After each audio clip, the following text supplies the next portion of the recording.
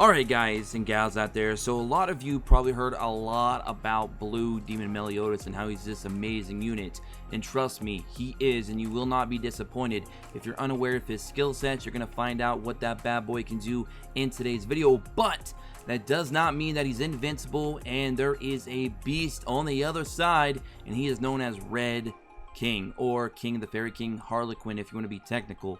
This guy completely shuts down that Blue Demon Meliodas from the sub slot. That's how good this King's passive is in comparison against that unit inside of PvP. We're going to be talking about who is the better investment overall between Red King and Blue Demon Meliodas. So basically, the title of the video is going to probably be something like Red King versus Blue Demon Meliodas, or vice versa. So let's get started. So we're going to first talk about Red King. Red King, of course, is a red unit. He's an SSR. He's a fairy. His passive, Wrath of the Sacred Treasure, in PvP reduce the pierce rate of all enemies by half, as well as reduce any additional pierce rate by half. So, for example, if an enemy's pierce rate is, let's say, 100%, it's going to be reduced down to 50. And then if that unit has, let's say, pierce on their skills and they times that by 3, well, King is going to reduce that by half as well. So basically, if you pierce and you've got King in the back sub slot, you're going to be doing a lot less damage than you normally would. So he's a very, very good unit for the sub slot in PvP when we do get a lot of pierce units to essentially create the pierce meta or penetration meta, however you want to prefer calling it.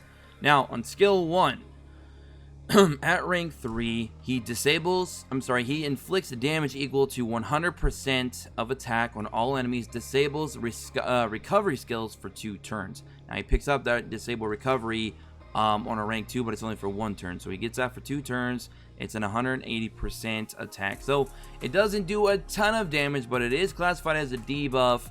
And depending on how well you build this unit up, you might be able to put a little bit of DPS on that. Now, skill 2. Skill 2 is inflicts explode damage equal to 200% of attack on all enemies explode after 1 turn. Explode, in case you're not aware, explode does additional damage equal to 100% of the damage dealt after X amount of turns. So, on his rank 1, it'll do it after 2 turns, which means that gives him a little bit of time to try and cleanse.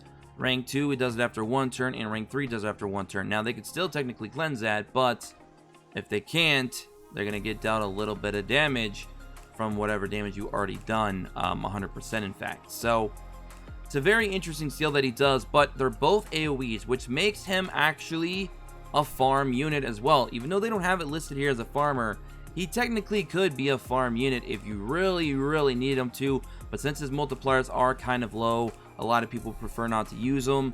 So his skill sets for his skill 1 and 2 are a little bit lackluster when it comes to overall damage. But if you're building a team where you just need a little bit of chip damage, then he's your man. His base stats also 520 attack, 3585 combat class, 6600 HP, 300 defense, etc, etc. Basically, all these stats are the exact same as Blue King. So if you have Blue King and you're playing on global, well, you can already tell what your stats are going to be for Red King. Alright, ultimate, same thing. It's the exact same ultimate as Blue King. Now, this is where it actually kind of makes up for his lackluster skill 1 and skill 2, because we already know what Blue King can do. Okay, we already know what Blue King can do when he's 6 out of 6 and he uses his ult. He completely annihilates teams because he has Shatter, which ignores resistance, which is very, very good. Goes up to 630% if you are just using a normal ult, but a lot of people, of course, have a Matrona or Kung Fu Fighter DN or even a Green DN that we don't have yet on global as a link unit, which of course give him up to 720% on that ult at 6 out of 6. So it's going to do a ton of damage. So unfortunately, his skill 1 and skill 2, outside of maybe some farming here or there, or a last-ditch effort in PvP if he has to come in off the sub-slot, they're not all that amazing. But his ult is phenomenal, as you know, and his passive is phenomenal. So he's a pretty solid unit, and he completely counters the Pierce team.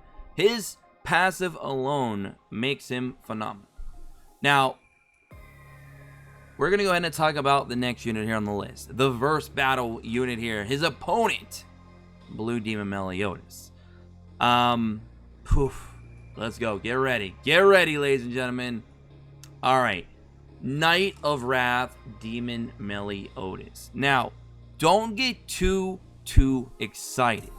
I know a lot of you have heard other YouTubers and other players talk about this guy and praise him and talk how great he is and how he's better than the red one, this and that, how he created a meta with Lilia, who we've already covered on the channel. We already know all that. But we're here to break him down and actually dig deep and actually really realize, is he really the hype that he's been said to be? Let's find out. So, his passive, Tough Will.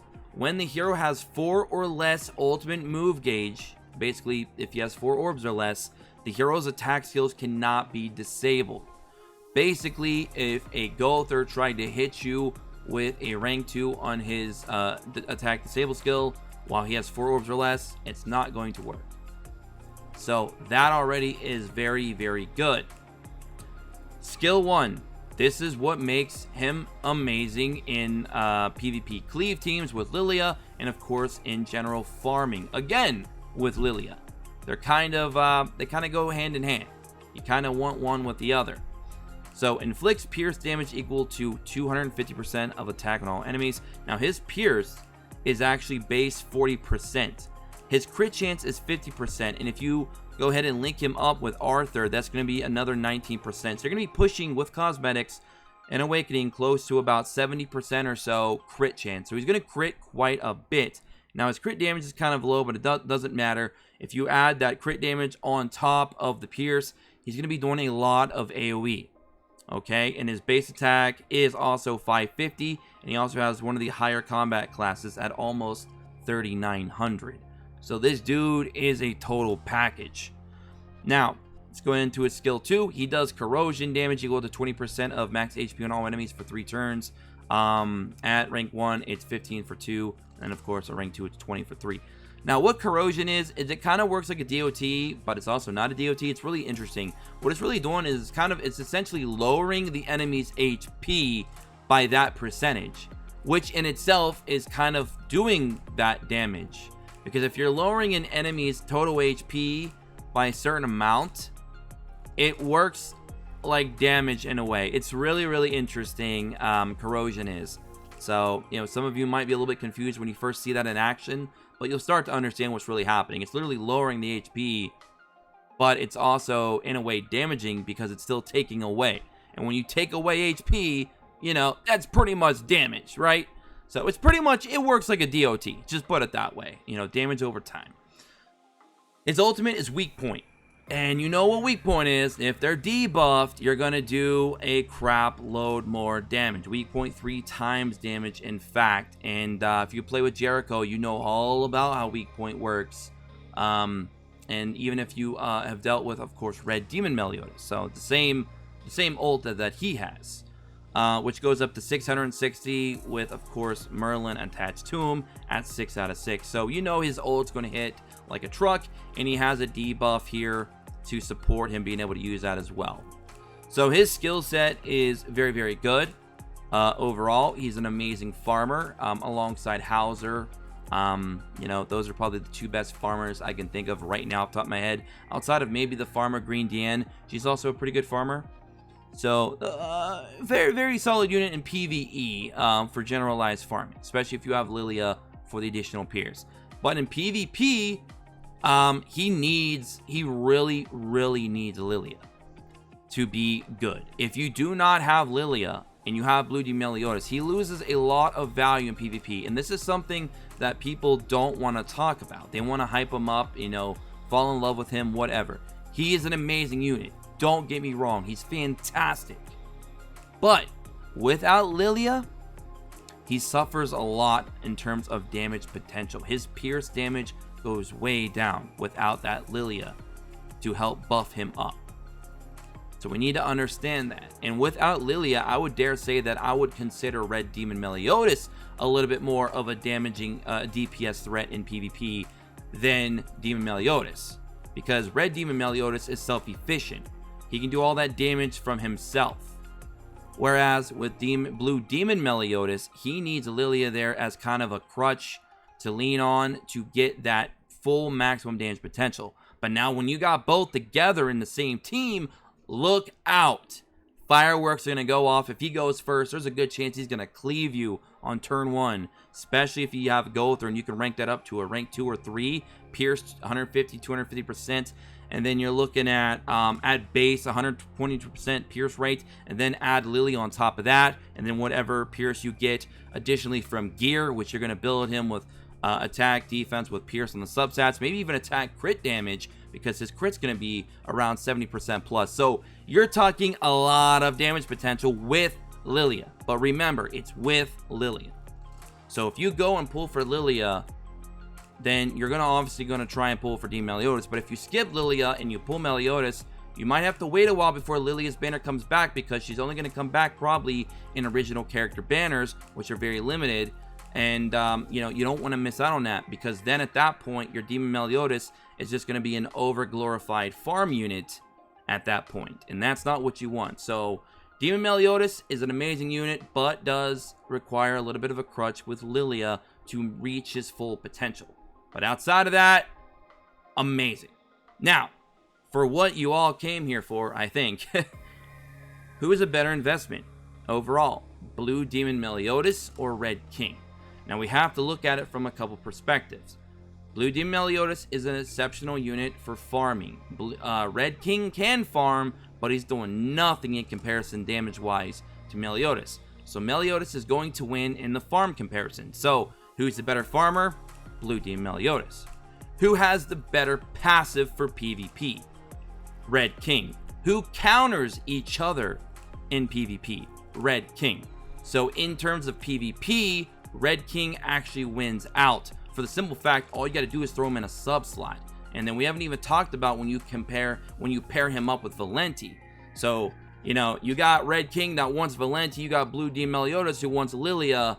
So they both kind of want an additional crutch in PvP, but if you were to take one against the other head-to-head, Red King is going to win that battle from the sub-slot and completely cuck that pierce rates that you're going to be getting from Blue Demon Meliodas. So in terms of PvP, Red King wins.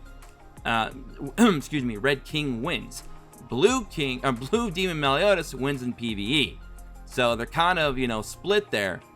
However, with Lilia, Blue Demon Meliodas becomes even more amazing in PvE, whereas Red King really doesn't go anywhere outside of just PvP. So he's kind of confined to that place only for the most part.